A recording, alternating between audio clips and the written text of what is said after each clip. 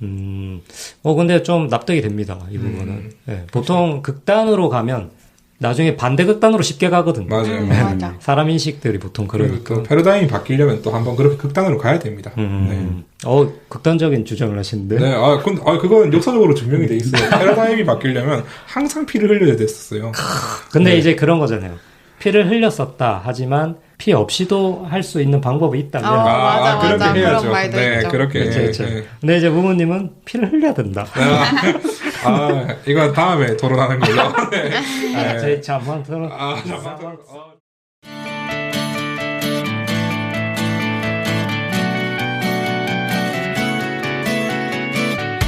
교양 있는 대화에서 아는 척 좀 하고 싶은 사람, 교양 있는 대화를 알아듣기라도 하고 싶은 사람, 교양 있는 사람으로 이제 거듭나 보고 싶은 사람, 여기 당신을 위해 준비했습니다. 자세하진 않지만 알만한 건 다 알려주는 팟캐스트 주입식 교양 아는 척하기 좋은 날 시작합니다.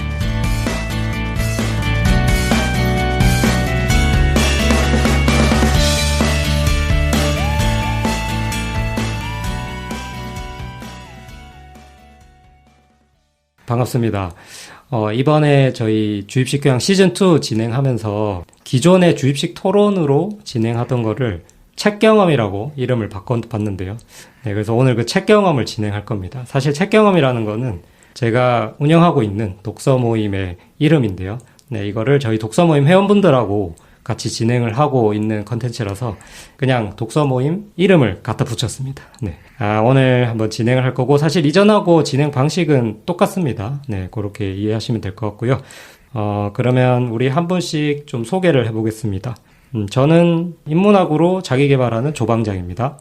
네, 안녕하세요. 감정마을 이장 모우입니다. 감정마을 이장이 뭐예요? 네, 알겠습니다. 네. 네네. 책을 많이 읽고 싶은 눈 내리던 그 밤입니다. 눈 내리던 그 밤님. 네, 알겠습니다. 또 소개해 주십시오. 네, 저는 보드게임을 좋아하는 해피입니다. 해피. 네. 보드게임 좋아하는 해피님. 네. 예, 반갑습니다. 저희 오늘 함께 해주실 분들은 세 분 다 저희 책경 회원분들인데, 한 분은 뭐 너무나 잘 아시는 우리 행복마을 이장님, 네. 무무님이시고. 오늘은 감정마을 이장입니다. 뭐 하는 건지 저도 잘 모르겠는데. 네. 그리고 두 분은 오늘 처음이십니다. 그죠? 녹음은. 네. 혹시 어떤 계기로 참석을 하셨을지 좀 여쭤보고 싶은데, 우리 눈 내리던 그 밤님. 아이디 서정적이고 좋네요. 네. 진짜. 서정적이고 본인이랑 좀 안 어울리고. 너무 잘 어울리시는데. 그래요? 네, 저는. 왜 어떤 계기로 참석하셨어요? 저는 이제 색다른 경험을 좀 많이 해보자 하는 생각으로 지금 안 해봤던 것들, 조금 안 해보고 싶었던 것들, 조금 거리 두고 싶었던 것들을 일부러 지금 하고 있습니다.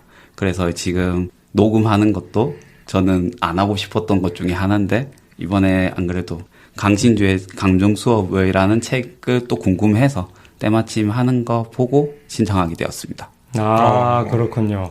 그러면 이거 어쨌든 길게 주절주절 말씀하셨지만 줄이면 안 오고 싶은데 왔다 이 말이잖아요.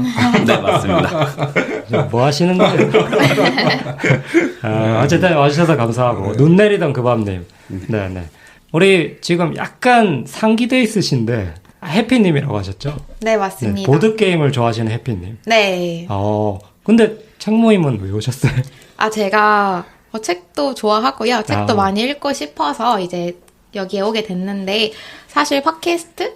이렇게 녹음하는 것 자체에 조금 두려움이 있어서 아예 신청을 하지 않고 있었는데, 제가 감정에 대해서 이야기 나누는 걸 좋아하거든요. 그래서 감정 수업? 일단 책 제목이 너무 마음에 들었고, 두 번째 이유가 있습니다. 바로 오늘 같이 해주시는 패널 분들이 약간 전문가? 라고 저는 생각이 들어서 이제 조금 배우는 입장으로 오게 되었거든요.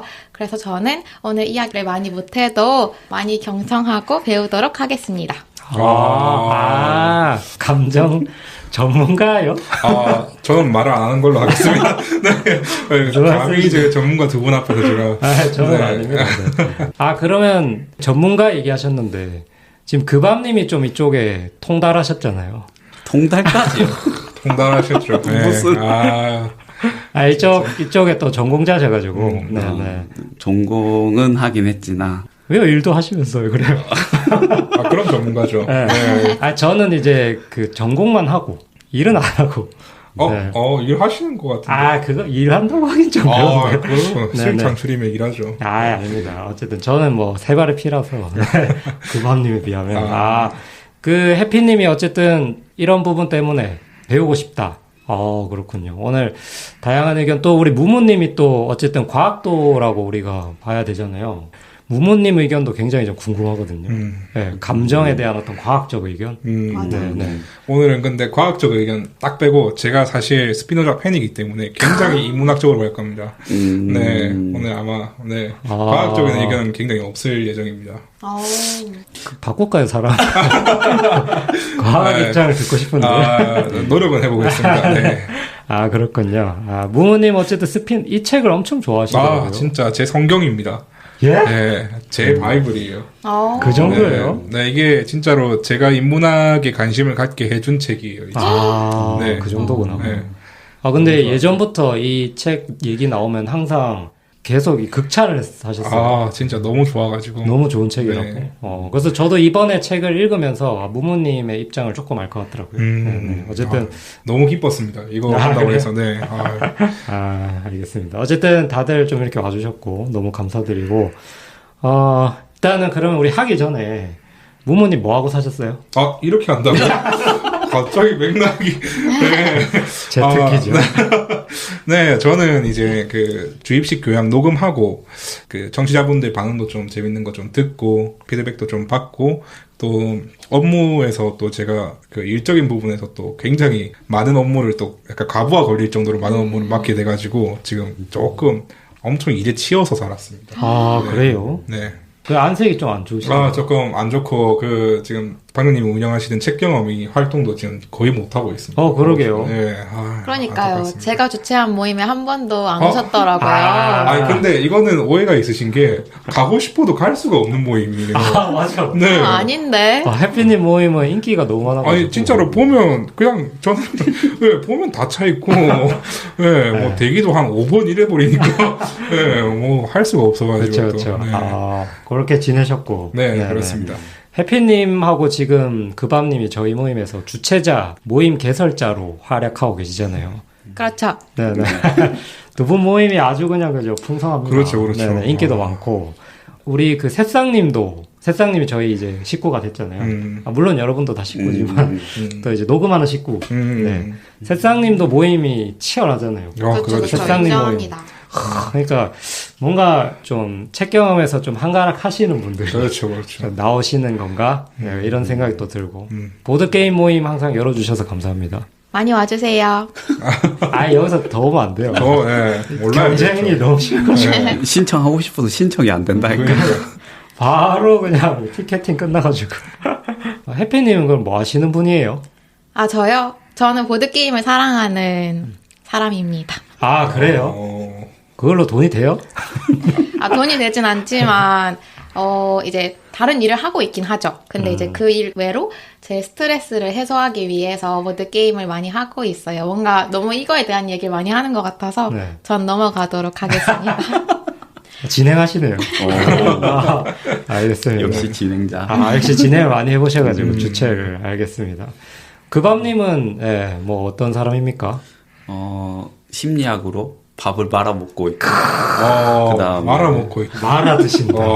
오늘도 말아 드시러 오세요. 네.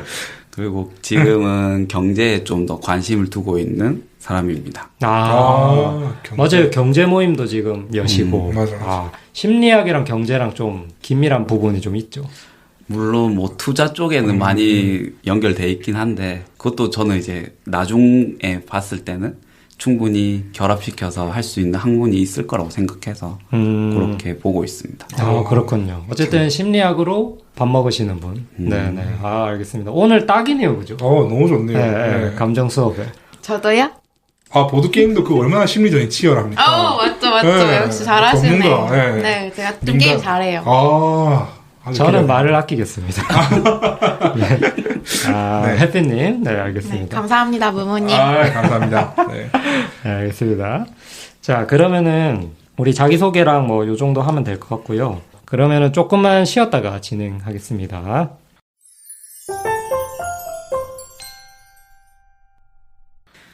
그러면 이제 우리 본격적으로 할 건데, 오늘 소개해드릴 책은 강신주의 감정수업이라는 책입니다. 그죠? 네, 이미 뭐 다들 보셔서 아시겠지만, 이 책에 대해서 제가 간단하게 소개를 좀 하고, 네, 그러고 저희 감상평을 좀 나눌 거예요. 네네. 자, 작가 소개 먼저 할게요. 저자는 당연히 강신주입니다. 그리고 이분은 철학자이시고, 67년생이세요. 저한테는 거의 한 삼촌뻘? 네, 아버지뻘까지는 아닌 것 같고, 삼촌뻘? 네네, 거의 뭐 아버지뻘이시긴 하고, 우리나라에서 굉장히 유명하시죠. 방송에도 자주 나오고, 최근에도 많이 나오시더라고요. 해피님은 처음이신가 봐요? 어떻게 하셨죠? 아니, 뭐 다 보이던데, 얼굴에서. 근데 찾아보니까 이 장자수업? 그 아. 책도 내셨고 엄청 많이 활동하고 있는 분이라는 걸 이번에 배웠어요. 너무 좋네요. 아, 처음으로 하셨어요? 네. 아, 평소에 인문학은 거들떠도 안 보시나 봐요. 네. 이거 넘어가 주세요. 알겠습니다. 네네. 어쨌든, 이 강신주라고 하시는 분이, 굉장히 유명하죠. 우리나라에서. 방송에도 많이 나오고, 책도 진짜 많이 쓰셨더라고요. 근데 이분이 서울대학교 공학과 출신이세요. 학부는. 네, 공학과 출신이고, 석박사를 이제 철학과로 나오신 거죠.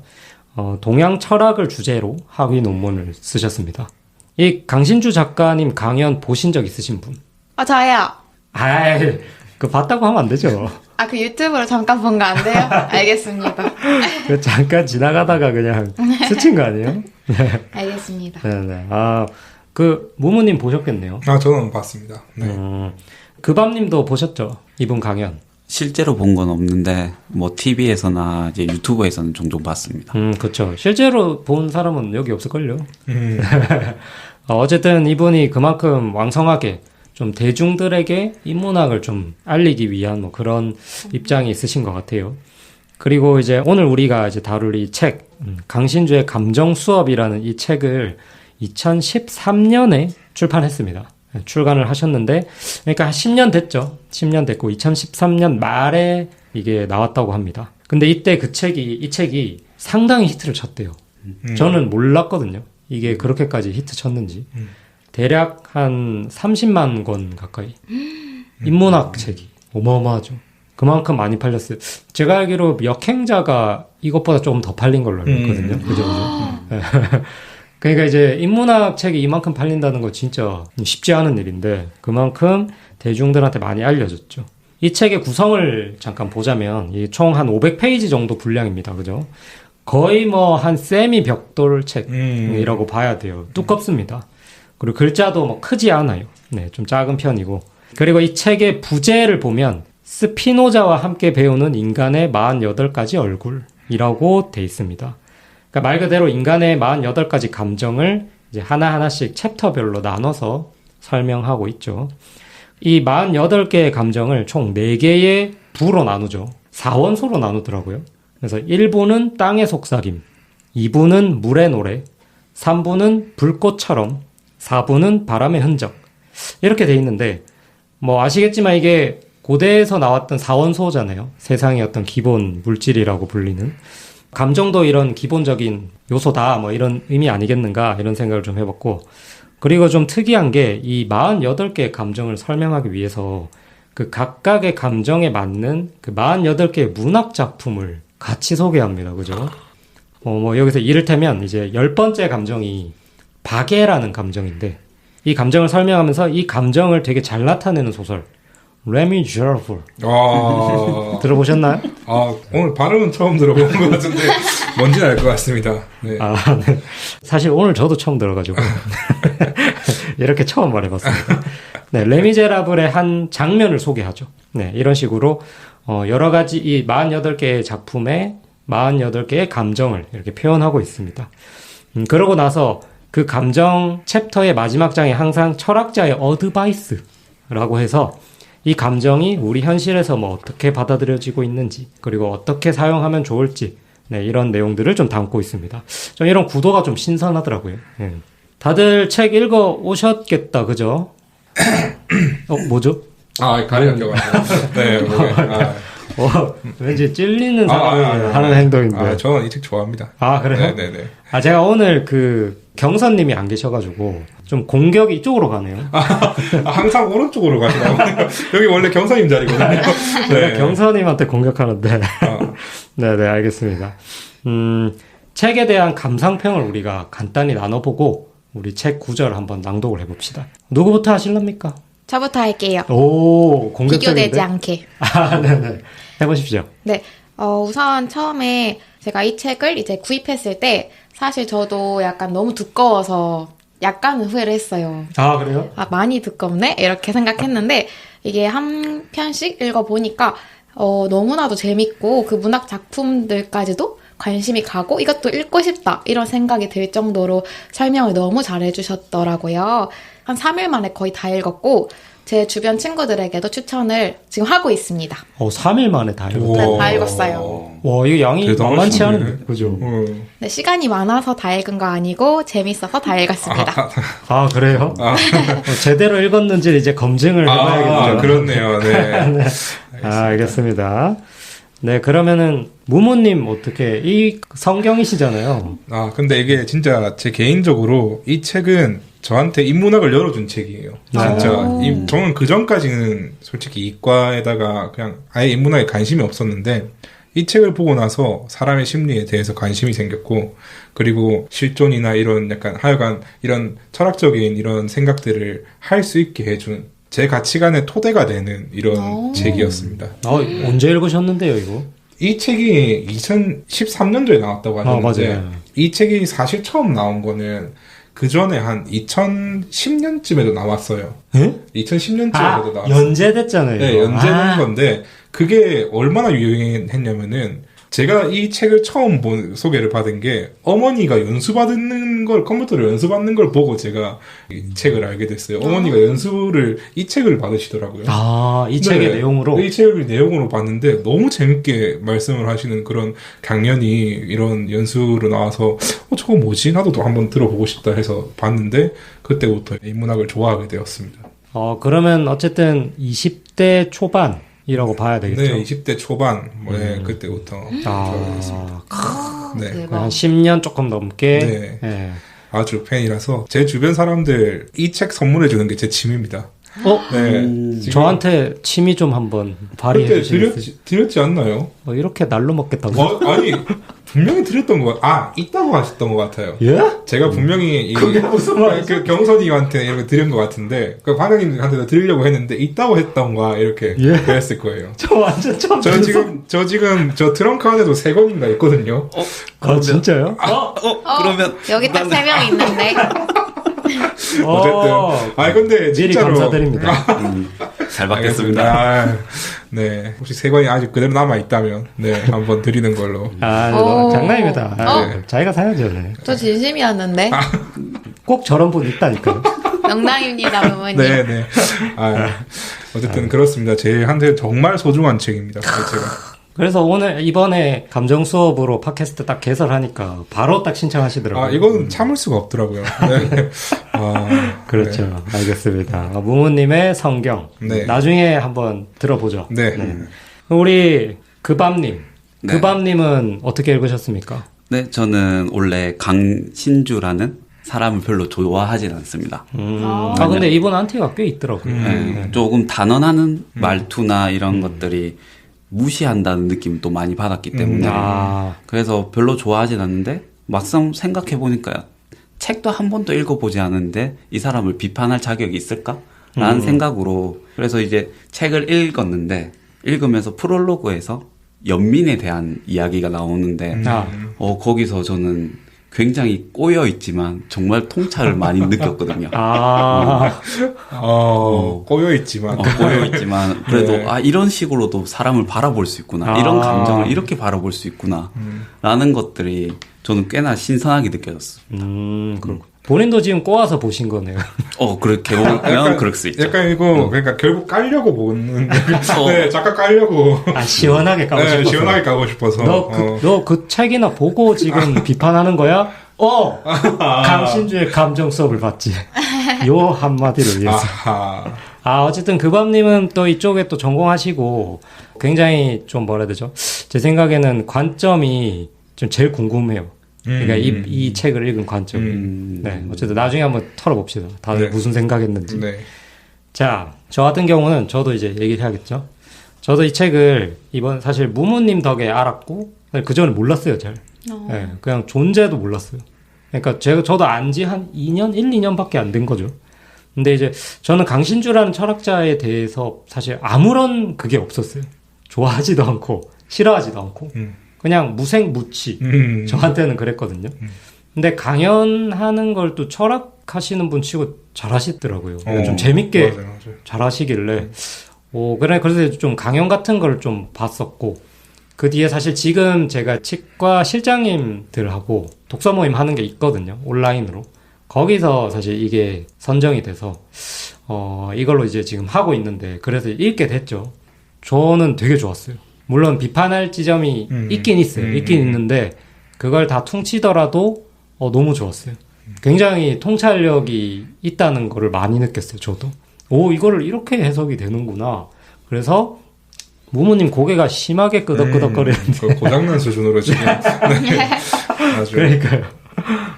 어쨌든 그만큼 저는 좀 괜찮게 읽었다. 전 강신주라는 사람에 대해서 약간 호감 쪽으로 약간 돌아선 것 같아요. 네. 그만큼 저는 괜찮았다, 이 책이. 그렇게 볼 수 있을 것 같고 자세한 내용은 이따가 다 같이 얘기하면 좋을 것 같습니다. 네, 그러면 우리 감상평은 여기까지 하면 될 것 같고 지금부터는 우리 책 내용 관련해서 본인이 좀 인상 깊었던 부분 선정해오라고 했잖아요. 그래서 그거를 본인이 그 구절을 낭독을 하고 왜 이게 인상 깊었는가 요거를 얘기해 주시면 될 것 같습니다. 자, 다들 좀 긴장한 눈빛인데. 아닙니다. 저 말부터 이미 긴장된 말인데. 아닙니다. 무무님부터 해보실래요? 네, 알겠습니다. 이게 감정이 48개로 쫙 쪼개져 있고 서사가 있는 게 아니라서 맨 뒤부터 해도 되고, 그렇죠. 내용상 맨 앞에부터 해도 되고 상관없거든요. 네네. 그 무무님 한번 소개 부탁드립니다. 네, 저는 48가지 감정 중에서 역시 감정하면 사랑 아니겠습니까? 사랑이란 외부의 원인에 대한 생각을 수반하는 기쁨이다 라고 표현되어 있는 스피노자의 에티카에서 발췌해온 이 문장이 개인적으로 굉장히 마음에 들었습니다. 왜 이거를 꼽았냐면은 일단 감정들에서 가장 강렬한 게 아마 대부분 사람들이 동감하는 게 사랑이 가장 강렬한 감정 중 하나이고 사람을 좀 많이 바꿀 수 있는 그런 감정이라고 생각합니다. 이 스피노자 철학에서 제일 중요한 개념 중 하나가 이제 코나투스라는 개념이 있습니다. 코나투스라는 거는 여러 가지 철학자에 따라서 조금씩 의견이 좀 다르지만 스피노자가 말하는 코나투스는 어떤 것의 본질을 계속 지속하려는 힘입니다. 지속하려는 성질을 코나투스라고 정의합니다. 스피노자는. 근데 그런 코나투스가 이제 완전해지는 방향으로 가면 조금 더 이제 높은 방향으로 가면 그것을 기쁨이라고 표현을 하고요. 스피노자가. 그리고 그 코나투스가 불완전해지는 낮은 방향으로 가면 그걸 슬픔이라고 표현을 합니다. 그래서 사랑이란 외부의 원인에 대한 생각을 수반하는 기쁨이다라고 표현을 함으로써 생각으로서 코나투스가 좀 더 완전해지기까지 하는 그런 대단한 감정이다라는 표현이 굉장히 전 좋은 통찰이라고 생각을 했습니다. 네. 사랑이 초반에 나오죠. 거의 초반 한 7번째인가 6번째 나올 겁니다. 그렇군요. 네. 근데 이게 저는 이 책 읽으면서 이분의 책 전반적으로 깔려있는 핵심 감정이 사랑이더라고요. 맞습니다. 그죠? 네, 강신주 이분이 이제 거의 좀 까시는 분들은 사랑 변태라고 정확한 표현이에요. 변태 사랑꾼 뭐 이런 식으로도 표현을 하는데 결국 제일 중요하게 여기는 게 사랑이다 보니까 좀 표현도 이 책에서 좀 강하게 돼 있어요. 철학자의 어드바이스에서도 조금 까실 분들, 그밤님 같은 분들이 이제 볼 때 사랑 쪽에서 좀 공격이 많이 들어올 것 같다는 게 이제 사랑은 이런 거다라고 함으로써 이게 아니면 사랑이 아니라고까지 이렇게 이야기를 하니까 반론은 저도 조금 지금 상태에서는 좀 할 수 있을 것 같은 생각은 들었는데, 어쨌든 저는 오히려 그렇게 강하게 표현한 것조차도 아주 좋게 봤습니다. 네. 신도가 맞네요. 신도. 오케이, 인정. 강신도, 오케이. 네. 저는 아주 좋아합니다. 강신주 교주님의 말씀 전달 잘 받았습니다. 네, 알겠습니다. 네. 그러셨습니다. 네. 이런 식으로 하시면 됩니다. 해보시겠어요? 네, 저는 탐식을 골랐거든요. 탐식. 네. 그 여기서 정의하기로는 스피노자 이렇게 따온 건데 탐식이란 먹는 것에 대한 지나친 욕망이나 사랑이다. 이렇게 정의를 해주셨어요. 그리고 이거를 포함해서 저는 어떤 문장이 제일 마음에 와닿았냐면 한번 읽어드리겠습니다. 동석한 사람들에게 주의를 기울이지 못하고 음식에만 탐욕을 보인다는 것, 그것은 함께한 이들을 무시하는 것이나 마찬가지이기 때문이다. 하나에 몰입한다는 것은 다른 하나를 무시한다는 것과 같은 말이다. 이 문장이 저에게 제일 인상 깊었단 말이죠. 제가 이 문장을 보고 약간 아차 싶었기 때문에 인상이 깊었습니다. 왜냐면 저는 이제 같이 사람들과 식사 자리에 있을 때 음식은 따뜻할 때 먹는 게 제일 맛있으니까 다 같이 따뜻한 음식을 맛있게 먹고 그 다음에 이야기를 하는 게 좋거든요. 그래서 그렇게 했었는데 내가 좀 탐식이 있는 사람이구나 라는 것을 이 책에서는 적용을 해봤을 때 맞더라고요. 그래서 나의 식사 그런 예절 이런 것들을 한번 돌이켜봐야겠다라는 생각에 이 문장이 제일 기억에 남았어요. 진짜로. 근데 제가 잘못된 건 아닐 어떻게 생각하세요? 잘못된 겁니다. 근데 약간 이 책의 기능 중에서 이런 게 진짜 좋은 것 같아요. 읽으면서 자기의 이전의 경험들을 바로 대입해 볼 수 있고 있어가지고 맞아. 공감들을 빠르게 형성할 수 있어서 너무 좋고 그런데 그 탐식에서 그렇게 자신의 그 정도 과오까지 자책을 할 정도로 그 정도는 아닌 것 같은데 네, 그 전에 아마 해피님 성격이시면 오히려 그 같이 오셨던 그런 분들의 충분한 그런 관심을 들고 집중을 한 다음에 음식이 나왔을 때 딱 적당한 타이밍, 음식에 집중해야 될 때 집중을 하셨을 것 같아서 네, 필요한 탐식이었다. 네, 이렇게 저는 생각합니다. 감사합니다, 부모님. 다른 의견 얘기해도 될까요? 네, 이야기해보세요. 이야기해보세요. 아니야, 뭐 그냥 농담이고. 네. 네네. 근데 그런 반성적인 사고는 좋죠. 네네. 나는 이러지 않을까 할 때 오히려 그 행동을 더 안 하게 되잖아요. 네. 근데 오히려 나는 이럴 리가 없지. 난 이런 사람이 아니지 하면 사실은 그러고 있을 가능성이 높단 말이죠. 그런 의미에서 지금 아마 괜찮은 상태인 것 같다. 네네. 다행히 또 이 타이밍에 이 책을 읽어서 그럴 뻔했는데 다행히 구원이 되었다. 인지를 할 수 있느냐가 그렇죠. 중요하다. 그렇죠. 해피님은 탐식이 참 본인의 고민 중에 하나였나 보네요. 그런가 봐요. 엄청 다른 것들도 진짜 인상 깊었던 문장이 많았는데 이 문장이 너무 기억에 남아서 제가 친구들한테 물어봤거든요. 나 탐식 많은 사람이냐면서 이렇게. 근데 친구들한테 물어보면은 탐식 많은데 할 수도 있잖아요. 그쵸. 근데 여기서 말한 탐식은 아닐 거 아니에요. 그쵸. 네. 좀 이제 이런 탐식 같은 거는 특히 이제 다이어트에 신경 쓰시고 계시는 분들이 훨씬 더 예민하게 받아들일 수 있는 부분인 것 같아요. 이런 음식을 또 폭식 이런 게 또 다이어트에 중요하지 않습니까? 그쵸. 네, 다이어트를 또 하다 보면 자연스럽게 그런 식욕이 증가하고 탐식이 많아질 수밖에 없기 때문에 조금 그런 데서 좀 공감을 많이 할 수 있는 감정이 아닌가 이 생각이 듭니다. 맞는 것 같아요. 저 1년 내내 다이어트 하거든요. 정확합니다, 역시. 부모님 인정합니다. 근데 그런 분들 많으시던데 평생 다이어트 한다면서 그렇게 말씀하시는. 근데 그러니까 이제 탐식이 본인이 느낄 때 어느 정도 탐욕이 탐식이죠. 네, 탐식. 네. 탐식. 근데 뭐 그게 탐욕이나 뭐. 탐욕이나 음식에 대한 탐욕. 그렇죠. 그게 조금 본인이 생각할 때 약간 과한 것 같다라고 자각하시는 분들이 계속 뭔가 다이어트를 한다라고 이렇게 공표를 많이 하시는 그런 느낌이 좀 들었던 것 같아요. 제 주변에서 봤을 때도. 우리 그밤님은 이 내용에 대해서 어떻게 생각이 들었습니까? 근데 햇빛님이면 저는 마르다고 생각을 하는데 햇빛님 기준에서는 또 그게 아니라고 생각하니까 특히 이제 거울에서 보는 비치는 내 모습이 또 안 좋게 바라보면서 이제 더 빼야지 하는 사람들이 많잖아요. 그런 것처럼 햇빛님도 그러지 않을까라는 생각이 좀 잠깐 들었습니다. 아닙니다. 인바디에도 정확한 수치가 있기 때문에. 그래요? 네, 여기까지 말하겠습니다. 포장 실패. 죄송해요. 제가 눈치가 없었네.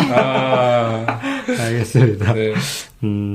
네, 그러면은 해피님은 여기까지 발표 잘해주셨고 우리 그밤님 한번. 네, 저는 당황을 들고 왔는데요. 당황. 네, 여기서 이제 당황의 철학자의 어드바이스 안에서 보면 나도 내가 누군지 모르겠다는 느낌 혹은 나 자신을 믿지 못할 것 같은 느낌이 바로 당황이라는 감정의 정체이다 라고 얘기를 하는데 요 밑에 조금 밑에 가면 당황의 감정에 빠진 사람은 행운아라고 할 수 있다.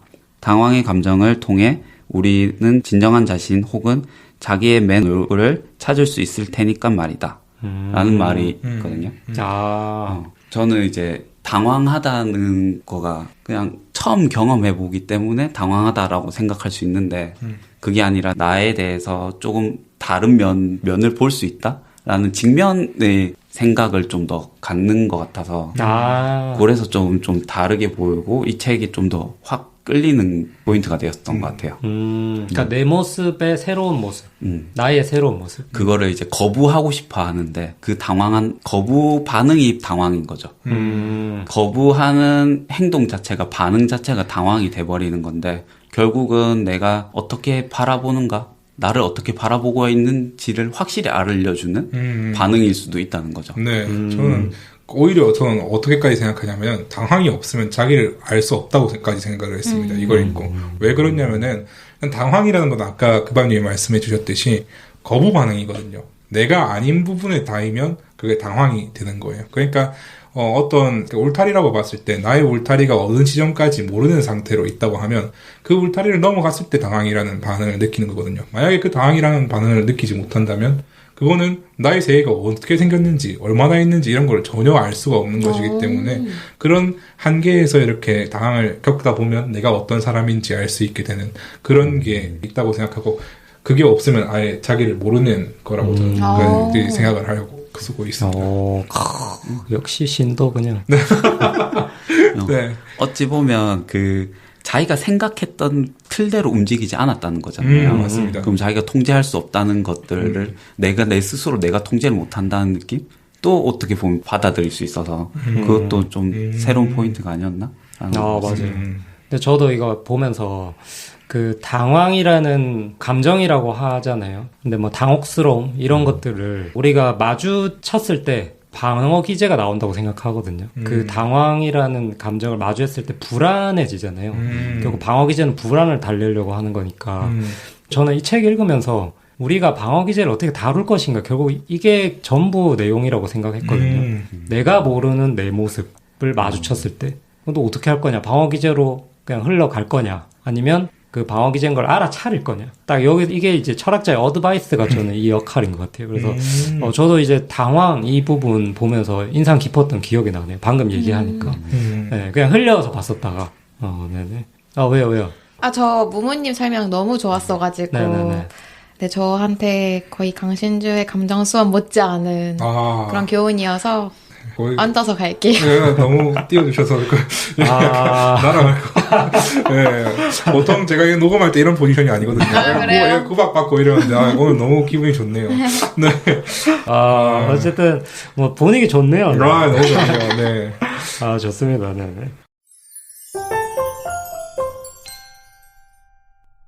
저는 372페이지 밑에 단락인데 이게 공손이라는 감정이에요. 공손. 네네. 이 공손이라는 감정을 설명할 때 다자이 오사무의 인간 실격이라는 소설을 예시로 들고 있습니다. 읽어보겠습니다.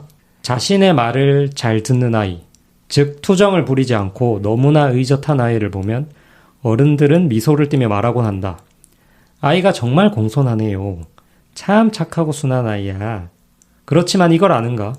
아이는 그런 평판을 듣기 위해 얼마나 당신의 욕망에 순종하는지를, 그리고 그만큼 그 아이는 또 얼마나 자신의 욕망을 부정하고 있는지를. 스피노자의 말대로 공손함이나 온건함은 사람들의 마음에 드는 일은 하고 그렇지 않은 일은 하지 않으려고 할 때의 감정이다. 표면적으로 타인을 배려하는 공동체 의식이 있는 것처럼 보이지만 그 이면에는 타인들 혹은 공동체에 대한 공포가 드리우고 있는 짙은 그늘을 보아야만 한다. 네. 저도 그 문장 좋았어요. 진짜요? 네. 이거 읽었어요? 당연하죠. 그래요? 다자이 오사무 인간 실격 읽어보신 분 있어요? 아니요, 저 근데 그 문장 보고 이 인간 실격 진짜 보고 싶었어요. 인간 실격 짧아요. 네, 읽기 쉽습니다. 저도 이 부분이 너무 인상 깊었어요. 네. 개인적으로 저는 이 부분이 이 책의 핵심이라고 생각했어요. 네. 이 책이 말하고자 하는 거. 왜냐면은, 이 책이 2013년, 요때 이제 나오면서 빵 메가히트 쳤고, 2013년 말이라고 하더라고요. 그리고 2015년에 미움받을 용기가 우리나라랑 일본에서 완전 메가히트 쳤잖아요. 그러니까 이제 제 생각에는 이게 그때 당시에 이제 우리나라가 점점 정신적 가치가 서구화되는 그 지점이었다고 저는 보거든요. 그래서 이제 우리가 기존의 가치 체계가 집단주의 체계였잖아요. 근데 이제 여기서 이제 계속 벗어나려고 하는 사회적 현상이었다고 저는 개인적으로 바라보는데, 이 집단주의 같은 경우에는 기본적으로 이런 공손함을 미덕으로 보잖아요. 다른 사람한테 맞춰주고, 내 욕망을 좀 무시하더라도. 네, 근데 이제 그 덕분에 개인의 욕망이 억제를 많이 당하죠. 예, 그래서 우리나라가 대표적으로 그랬고, 제 생각에 그 정신질환 중에 우리나라에서 그 향토적인 게 있었잖아요. 그 화병. 예, 우리나라의 좀 특성이라고 하던데, 그런 것들이 아마 하나의 현상으로 나타난 게 이런 이유 때문인 것 같고, 미움받을 용기나 이런 것들, 그러니까 남한테 내가 너무 잘 보이지 않고, 여기서 그런 얘기 하잖아요. 진짜 남한테 좋은 말만 듣는 사람 피해라. 그 사람은 엄청난 그 내적인 그 욕망을 억눌리고 있었기 때문에 무슨 짓을 할지 모른다. 차라리 악당은 악당으로 보이니까 피하면 되는데 오히려 이렇게 자신의 내면을 억누르고 타인한테 맞추고만 사는 사람들이 더 위험하다. 네, 왜냐면 모르고 접근해서 팡 터질 수 있으니까. 네, 그렇게 얘기를 하는데 결국 이 사람이 말하는 거는 그 가운데를 지향하자. 이렇게 얘기합니다. 그 책에서 보면은. 그래요? 네네. 저는 조금 다르게 읽었거든요. 책에 그렇게 나와요. 그래요? 그러니까 미움도 받고 칭찬도 받고.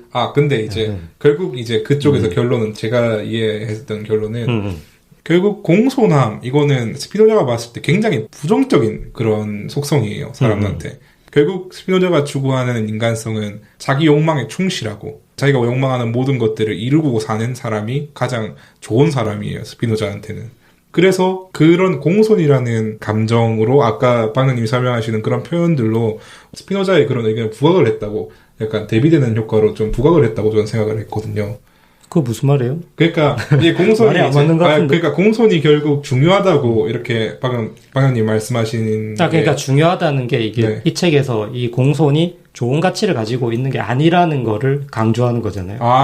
저는 되게 좋은 가치라고 이렇게. 아니야. 공손에 너무 집중하면 이게 지금 미움받을 용기에서 얘기하는 그런 어떤 미움받아야 할 그런 입장도 못 받고 계속 타인한테 영합한다는 거죠. 그래서 이것 때문에 마음이 망가지고 그래서 그걸 이제 벗어나라 이런 얘기를 하는 건데 이게 2016년쯤에 또 자존감 수업이라는 책이 맞아. 또 히트 쳤잖아요. 맞아요. 그때부터 사실 제가 2016년에 제가 다녔던 치과 안에서 자존감으로 그걸 해봤거든요.